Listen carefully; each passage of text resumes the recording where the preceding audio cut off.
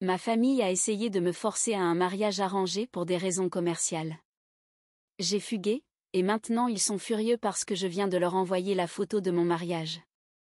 Je m'appelle Zara et je suis en couple avec Logan depuis presque 2 ans. Nous nous sommes rencontrés lors des soirées jeux mensuelles organisées par notre ami André, une de ces réunions informelles où tout le monde apporte des snacks bon marché et passe des heures à jouer à des jeux de société. Mes parents sont traditionnels, mais pas dans le sens des riches avec des maisons de vacances et des abonnements à des clubs privés, mais plutôt du genre où mon père fait des heures supplémentaires au travail et où ma mère économise chaque centime à l'épicerie. Ils ont toujours eu une mentalité de la famille passe avant tout, ce qui signifie en général que tout ce que dit mon père doit être suivi. Logan et moi avons gardé notre relation discrète vis-à-vis de ma famille, pas exactement secrète, mais nous n'en faisions pas un sujet de discussion. Il venait parfois aux réunions de famille, apportait des fleurs à ma mère, qu'elle posait en colère dans la cuisine plutôt que dans le salon, et il faisait de son mieux pour parler de sport avec mon père, qui se contentait souvent de grogner en réponse. Hier, j'ai assisté à notre traditionnel dîner du dimanche. Tout semblait normal. Maman préparait son célèbre rôti, celui qu'elle étend sur toute la semaine. Papa regardait la télévision et ma sœur Vera était sur le canapé en train d'envoyer des messages. Puis j'ai remarqué qu'il y avait des couverts en plus sur la table. Qui d'autre vient, ai-je demandé en aidant maman avec la salade. Warren et Dexter nous rejoignent, m'a-t-elle répondu. Warren est le meilleur ami de mon père depuis le lycée et ils travaillent ensemble. Je connais à peine son fils Dexter, à part qu'il a 27 ans et qu'il travaille avec eux. Le dîner a commencé normalement. Warren est arrivé avec Dexter, qui portait une chemise boutonnée encore marquée des plis du magasin. Ma mère lui servait les meilleurs morceaux de viande tout en me lançant des regards étranges et appuyés. Vera me donnait des coups de pied sous la table tout en écarquillant les yeux, comme si elle savait quelque chose que j'ignorais. Puis, entre le rôti et les brownies en boîte de maman, mon père s'est raclé la gorge. Zara, Warren et moi avons discuté. J'ai immédiatement ressenti un drôle de pressentiment, comme si quelque chose d'horrible allait arriver.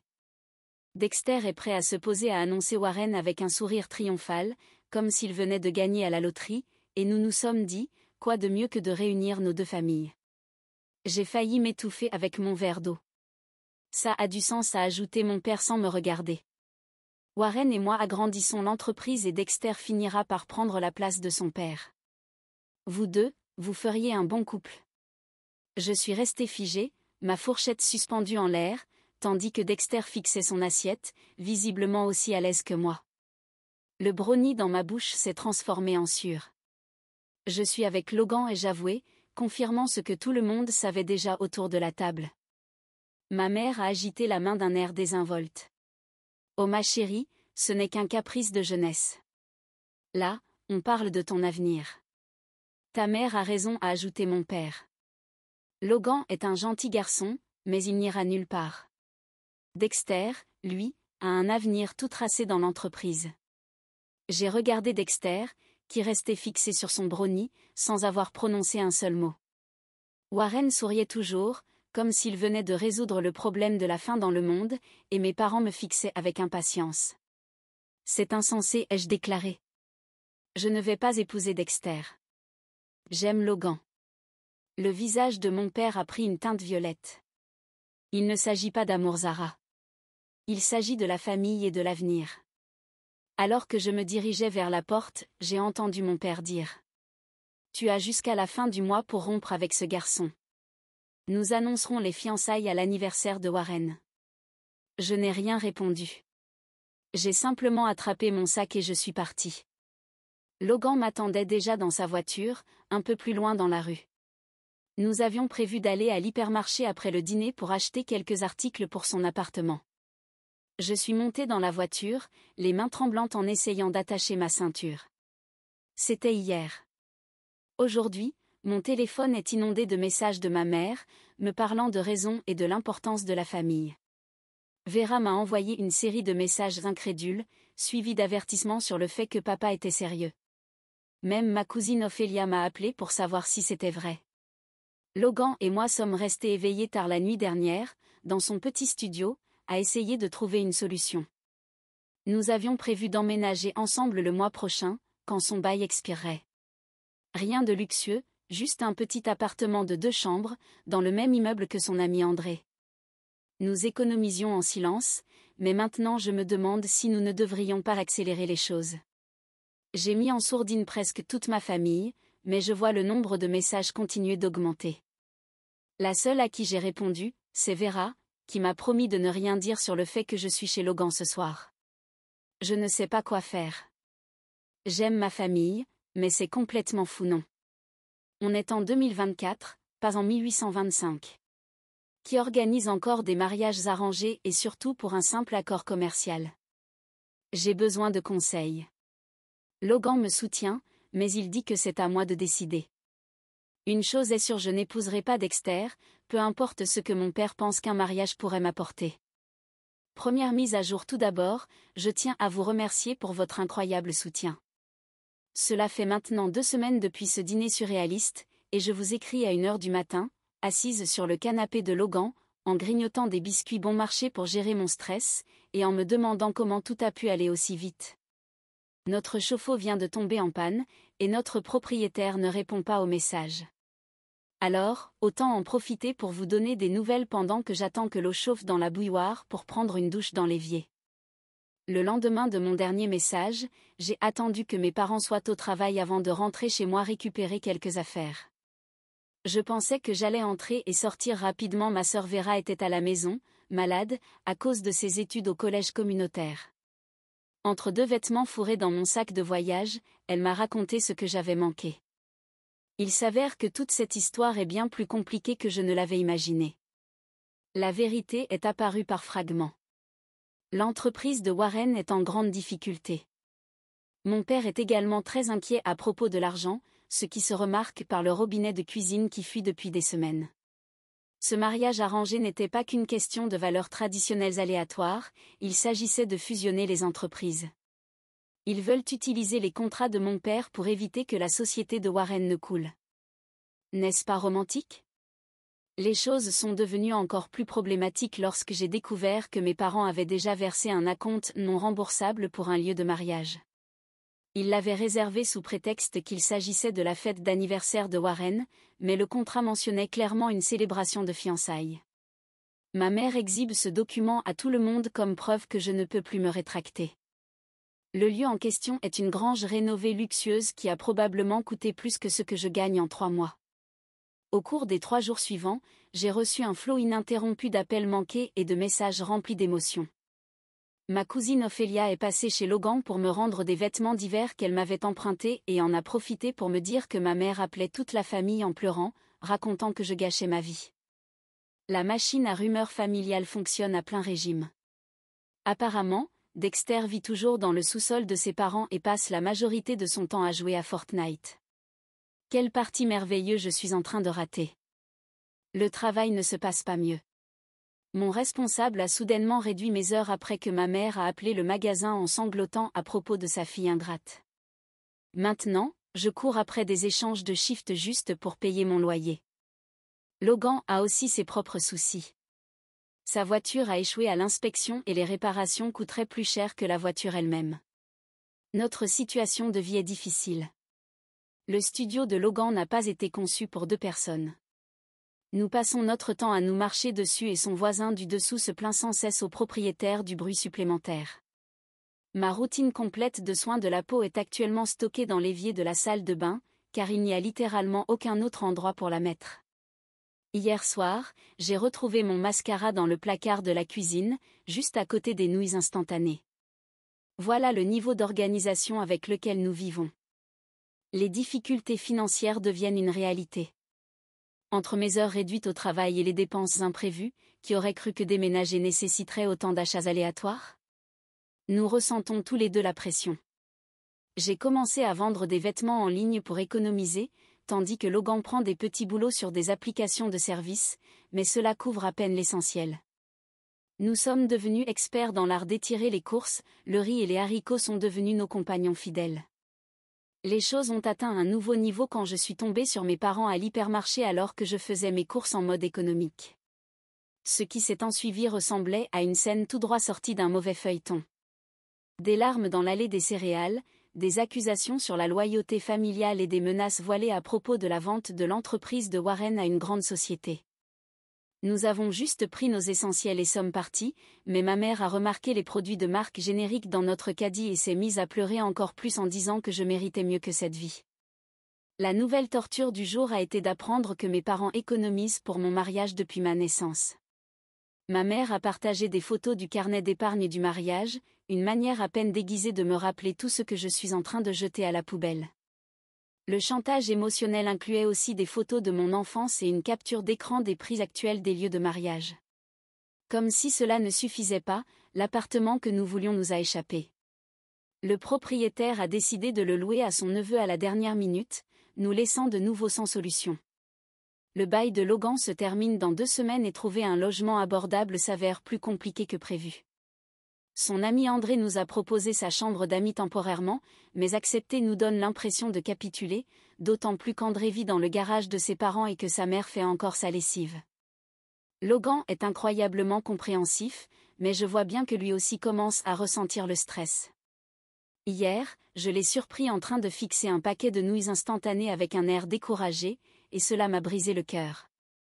Les membres éloignés de la famille posent le plus gros problème. Mon téléphone ne cesse de sonner avec des messages de parents que je vois à peine, tous devenus experts en raison pour laquelle je fais une terrible erreur. Vera me tient au courant de la situation à la maison. Il paraît que mon père envisage de me retirer de son testament, ce qui serait plus préoccupant s'il y avait quelque chose à hériter. Quand je commence à douter, je regarde Logan, peut-être en train de jouer à un jeu de mots sur son téléphone ou de fredonner en lavant la vaisselle, et je sais que je ne peux pas céder. Nous ne sommes pas une fusion d'entreprises.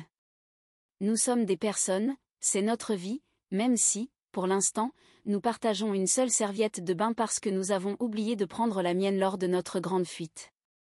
Nous avançons jour après jour, cherchant des appartements pendant nos pauses déjeuner, bloquant de nouveaux numéros au fur et à mesure qu'ils apparaissent et élaborant notre prochain plan.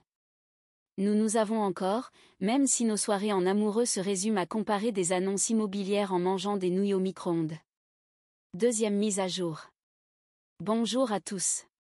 Certains d'entre vous se souviendront peut-être de moi et de mon post précédent sur mes parents essayant d'arranger mon mariage avec le fils du meilleur ami de mon père, Dexter. Beaucoup de choses se sont passées en 1 semaine et je vous écris depuis une chambre de motel qui coûte 45 $ la nuit, en mangeant des restes de pizza et toujours habillé de la tenue à 30 $ achetée en ligne. Ce n'était pas le mariage que j'avais imaginé enfant, mais honnêtement, c'était parfait à sa manière étrange. L'idée de fuir s'est imposée après que j'ai découvert que mes parents avaient déjà commencé à envoyer des invitations pour la fête de pré-fiançailles sur le domaine luxueux qu'ils avaient réservé. Ma sœur Vera m'a envoyé une photo de l'invitation, ils avaient déjà décidé du nom que je porterais une fois mariée. C'en était trop. Logan et moi avions déjà parlé de mariage, surtout depuis que nous vivions ensemble depuis quelques semaines. Une nuit, en mangeant un bol de macaroni au fromage préparé au micro-ondes et en regardant par la fenêtre le chat du voisin, que nous avons nommé Princesse bien qu'il ne nous appartienne pas, nous avions plaisanté sur l'idée. Mais maintenant, l'idée devenait une réalité. Nous savions simplement que nous l'avions programmée pour un mardi au hasard, non pas parce que cette date était spéciale, mais parce que nous étions tous les deux en congé et que le tribunal était ouvert. L'ami de Logan, André, et non pas l'ami de mon père, heureusement, a accepté d'être notre témoin. J'ai acheté une robe blanche simple en ligne qui, étonnamment, rendait mieux en photo, et Logan a porté sa seule chemise correcte, celle qui n'avait pas de plis. Tout ce qui pouvait mal tourner ce matin-là est arrivé. La fermeture éclair de ma robe s'est coincée.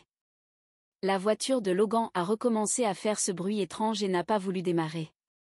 Nous avons dû prendre une voiture de transport privé pour nous rendre au tribunal et partager les frais en 3 avec André, car nous étions tous fauchés. Le chauffeur n'arrêtait pas de se demander pourquoi nous étions aussi bien habillés, et nous nous sommes contentés de répondre que nous avions un rendez-vous au tribunal. Techniquement, c'était vrai, non. La cérémonie elle-même a duré peut-être 10 minutes.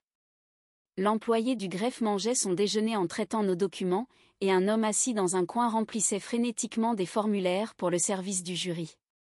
Pas très romantique, mais nous ne pouvions pas nous empêcher de sourire comme des idiots. André a pris des photos avec son téléphone. La plupart sont floues, mais il y en a une correcte où Logan et moi nous regardons en riant parce que j'ai failli faire tomber l'alliance à $12 que nous venions de recevoir. Nous avons célébré en allant au petit restaurant du coin, partageant une assiette de frites et un milkshake, car c'était tout ce qu'il nous restait de notre budget de mariage. André a insisté pour payer son propre café, disant que c'était son cadeau de mariage. Lorsque la serveuse a appris que nous venions de nous marier, elle nous a offert une tarte gratuite. C'était la première touche de chance que nous avons eue ce jour-là. Puis est venu le moment difficile, annoncer la nouvelle. Nous avons décidé de le faire simplement avec une publication sur un réseau social. Juste une bonne photo prise par André, accompagnée d'une légende décontractée, nous avons fait un truc. Ophélia a été la première à réagir, envoyant une avalanche d'émojis en forme de cœur. Puis Vera a appelé, à la fois en riant et en pleurant. Elle était ravie pour nous mais inquiète des conséquences. Et elle avait raison de l'être. Ma mère a vu la publication alors qu'elle était à l'épicerie. Je le sais parce qu'elle m'a appelé depuis le parking, en sanglotant si fort que l'employé chargé des chariots lui a demandé si elle avait besoin d'aide. Elle répétait qu'elle ne pourrait plus jamais aller à l'église et demandait comment j'avais pu faire ça à notre famille. Et la compte du lieu de réception ? La réaction de mon père est arrivée par l'intermédiaire de Vera. Il aurait jeté son téléphone à travers la pièce en voyant la publication. Warren, son meilleur ami, a rapidement conduit jusqu'à leur maison. De façon surprenante, Dexter a aimé notre publication et a commenté « Félicitations », ce qui a probablement empiré la situation. La réaction de la famille élargie a été mitigée. Des messages choqués, des textos furieux et quelques félicitations discrètes. Une de mes cousines m'a même incluse dans une vidéo en ligne sur les enfants ingrats. Très mature. Nous séjournons maintenant dans un motel, car notre demande d'appartement est encore en cours de traitement et le bail de Logan a expiré hier. La chambre sent le tabac froid et la connexion Internet est instable, mais c'est notre premier chez nous en tant que couple marié. Nous profitons de notre temps en regardant des vidéos étranges sur le téléphone de Logan et en mangeant des plats à emporter bon marché. Puis le lieu de réception a appelé. Apparemment, mes parents ont essayé d'annuler la fête de fiançailles, mais ils ont quand même perdu l'argent. Ils disent maintenant à tout le monde que je les ai forcés à réserver cet endroit, une réécriture des faits plutôt créative. L'argent reste un problème. Nous prenons tous les deux des heures supplémentaires quand c'est possible, et je vends encore plus d'articles en ligne. L'appartement pour lequel nous avons postulé n'a rien de luxueux. Il est au rez-de-chaussée, avec une seule chambre, une disposition inhabituelle et pas de lave-vaisselle. Mais ce serait le nôtre. L'agence de location doit nous donner une réponse d'ici vendredi. Vera reste notre principale source d'informations sur ce qui se passe à la maison. Maman semble déjà avoir redécoré mon ancienne chambre, retirant toutes mes photos et mes affaires. Papa raconte à tout le monde au travail que je traverse une phase. La femme de Warren essaie constamment d'organiser une réunion de famille pour arranger les choses. La réaction la plus inattendue est venue de Dexter lui-même. Il m'a envoyé un message privé disant qu'il est soulagé parce qu'il peut enfin dire à son père qu'il a une petite amie. Ils sont ensemble depuis presque 1 an, et non seulement elle est créatrice de contenu en ligne, mais elle est aussi mère célibataire. Warren n'approuverait certainement pas. Logan et moi avançons jour après jour. Parfois, je me réveille en panique à cause de tout ce que nous avons fait. Logan me fait parfois rire, comme lorsqu'il a essayé de cuire des nouilles instantanées avec la cafetière de notre chambre d'hôtel. Mais à chaque instant de doute, je me rappelle pourquoi nous avons choisi cette voie. Ce n'est pas parfait, mais c'est notre vie. 3e mise à jour. Parfois, la vérité arrive de la manière la plus inattendue. Dans mon cas, elle est venue sous la forme d'une pile de documents endommagés par l'eau que j'ai trouvée en aidant Vera à nettoyer notre sous-sol inondé après la tempête de la semaine dernière. Tout a commencé quand Vera m'a demandé de l'aider. Maman et papa étaient à une réunion d'église, et elle s'inquiétait des infiltrations d'eau. Logan et moi avons pris la voiture pour venir sauver ce que nous pouvions. En déplaçant des cartons vers un niveau plus élevé, nous avons découvert que l'ancien classeur de papa s'était renversé, éparpillant des documents partout, la plupart trempés. En triant ce qui pouvait être sauvé, quelque chose a attiré mon attention, des papiers de prêt. Beaucoup de papiers de prêt. Tous signés par Warren, avec mon père comme garant. Les dates remontaient à plusieurs années. De petits prêts au début, puis des sommes de plus en plus importantes. Le plus récent datait d'un peu avant que toute cette histoire de mariage ne commence. Certains étaient estampillés de la mention « dernier avis », d'autres indiquaient des plans de remboursement avec des cases restées vides. C'était comme voir la chronologie d'une entreprise s'effondrer lentement sous nos yeux, mais c'est à ce moment-là que les choses deviennent vraiment folles. Mélangés aux documents de prêt, nous avons trouvé des courriers imprimés entre mon père et une grande société de développement. Il voulait acheter les deux entreprises, celle de mon père et celle de Warren, mais uniquement sous forme d'un lot. L'offre était en réalité suffisamment raisonnable pour couvrir toutes les dettes et même au-delà. Y avait-il un piège ? Ils exigeaient une preuve d'une planification successorale cohérente. Essentiellement, ils ne finaliseraient l'achat que s'ils étaient certains que les entreprises resteraient unies à long terme. C'est là que Dexter et moi intervenions. Nous étions la solution idéale pour démontrer que les affaires resteraient sous contrôle familial pendant encore de nombreuses années. Alors que nous essayions encore d'assimiler cette information, Vera a découvert d'autres documents. Warren avait caché à tout le monde, y compris à sa propre femme, à quel point la situation était catastrophique. Il avait hypothéqué leur maison non pas une, mais 2 fois, sans lui dire. Mon père avait co-signé tous ces documents, probablement en espérant que Warren redresserait la barre rapidement. Puis vint le coup de grâce. Un projet de contrat datant de peu avant le début de toute cette histoire de mariage. Warren avait déjà commencé à vendre du matériel pour effectuer des remboursements. Mon père était sur le point de perdre tout ce pourquoi il avait travaillé pendant plus de 20 ans, simplement parce qu'il avait fait confiance à son meilleur ami. J'ai pris des photos de tous les documents avant que l'eau ne les détruise totalement, puis je les ai envoyés à Dexter. Il méritait de savoir. Comment a-t-il réagi ? Eh bien, ça explique pourquoi ils étaient si pressés. Apparemment, son père lui mettait la pression depuis des mois pour qu'il se pose, allant même jusqu'à essayer de lui faire rompre avec sa petite amie. Le lendemain, Ophélia est passée nous voir dans notre appartement avec des nouilles instantanées en guise de cadeau de pendaison de crémaillère, parce que c'est notre nouvelle tradition. Elle avait des nouvelles. La femme de Warren avait découvert la 2e hypothèque et était partie vivre chez sa sœur. Dexter a enfin annoncé à tout le monde qu'il était en couple avec sa petite amie et qu'elle avait un enfant, puis il a emménagé avec eux. Warren, lui, loge chez son frère, sans doute pour donner du temps à sa femme. Mais elle a probablement déjà changé les serrures. Mon père refuse toujours de me parler directement, mais il a commencé à poser à Vera des questions étranges sur moi. Est-ce que je mange bien ? Ce genre de choses. Ma mère est passée des diatribes en ligne à partager des mèmes « ma fille me manque », ce qui est peut-être une amélioration. Hier, Warren m'a envoyé un message. Juste 2 mots. Je suis désolée. Je n'ai pas encore répondu. Je ne sais même pas si je vais le faire. Logan a été incroyable à travers tout ça. Il ne parle pas beaucoup de la situation, mais il me serre dans ses bras quand j'en ai besoin et sort des blagues nulles quand je deviens trop sérieuse. Hier soir, il a essayé d'alléger l'atmosphère en suggérant que nous montions notre propre affaire. Mais quelque chose de simple, a-t-il dit. Peut-être vendre ces petits bonnets pour chat en ligne ? Nous allons bien. L'appartement prend doucement forme. Hier, nous avons trouvé un vrai cadre de lit sur un site de petites annonces. Le fils de notre voisin du dessus pratique la trompette tous les matins à 7 heures, mais nous nous y habituons.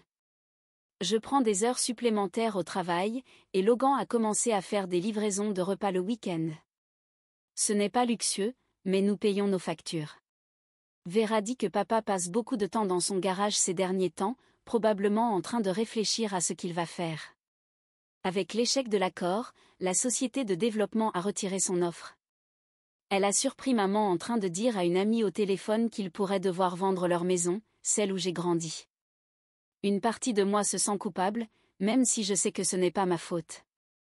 Une autre partie est furieuse qu'ils aient essayé d'utiliser ma vie pour résoudre leurs problèmes financiers.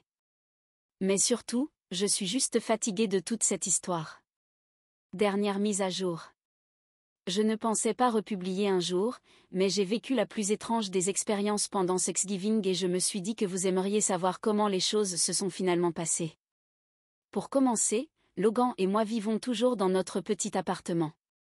Nous avons maintenant un vrai cadre de lit, adieu le matelas gonflable. Le fils du voisin du dessus est passé de la trompette à la batterie. Progression, quel est le bon côté des choses? Nous avons découvert que notre autre voisin travaille dans un magasin de meubles, ce qui nous a permis d'obtenir un canapé légèrement abîmé pour presque rien. Il a une étrange tache qui ressemble vaguement à Danny DeVito si l'on plisse les yeux, mais il est confortable. Le plus grand changement a eu lieu il y a environ 2 mois. Maman a commencé à m'envoyer des messages étranges, du genre je pense à toi, généralement tard le soir, après avoir regardé des vidéos larmoyantes sur Internet. Puis elle a demandé si nous pouvions nous retrouver pour un café. J'ai accepté, principalement parce que j'en avais assez de l'éviter à l'épicerie. Nous nous sommes rencontrés dans le café où Logan et moi avons célébré notre mariage. Elle a pleuré dans son café, j'ai remué nerveusement mon thé, et d'une manière ou d'une autre, nous avons fini par avoir une vraie conversation. Il s'avère que l'entreprise de papa a survécu, de justesse. Ils ont dû réduire leur activité, vendre du matériel et déménager dans un bureau plus petit, mais ils s'en sortent. L'entreprise de Warren, en revanche, n'a pas eu cette chance. En parlant de Warren, lui et sa femme se sont enfin officiellement séparés. Elle a obtenu la maison, merci les hypothèques secrètes, et lui vit toujours chez son frère, qui a apparemment commencé à lui faire payer un loyer. Dexter, lui, s'en sort plutôt bien. Il a emménagé avec sa fiancée et son enfant, a commencé à diffuser en ligne et gagne maintenant correctement sa vie. Sa mère a confié à la mienne qu'il a l'air plus heureux qu'il ne l'a été depuis des années. Il lui arrive même de jouer à des jeux avec Logan, ce qui est étrange mais aussi plutôt sympa. Papa a mis du temps à accepter la situation. Le déclic s'est produit lorsque notre voiture est tombée en panne, encore une fois. Elle tient littéralement grâce à l'espoir et du ruban adhésif. Logan la réparait sur le parking de l'immeuble quand papa est arrivé. Vera en avait parlé à maman, qui l'a mentionné à papa. Il n'a pas dit grand-chose, il s'est juste mis à l'aider avec la voiture. Depuis, ils ont pris l'habitude étrange de s'envoyer des vidéos sur l'entretien automobile. Papa me parle toujours rarement directement, mais il envoie à Logan des liens vers des pièces détachées en vente. Des petits pas, je suppose. Le véritable test a été Thanksgiving. Maman laissait entendre depuis des semaines que nous devrions venir. J'étais inquiète, mais Logan a fait remarquer que de la nourriture gratuite, c'est de la nourriture gratuite. Comme nous avions toujours un budget serré, nous y sommes allés. C'était gênant. Très, très gênant. Tante Alice n'a pas cessé de faire des remarques piquantes sur les choix de vie non conventionnels. Oncle Bob a prétendu que nous n'existions pas. Mais Vera et Ophélia ont géré la situation de manière brillante. Maman a même accroché notre photo de mariage sur la cheminée, juste à côté de cette horrible photo de classe de moi en 7e année, avec un appareil dentaire et des pinces papillons dans les cheveux. Et la grande surprise du dîner? L'ex-femme de Warren.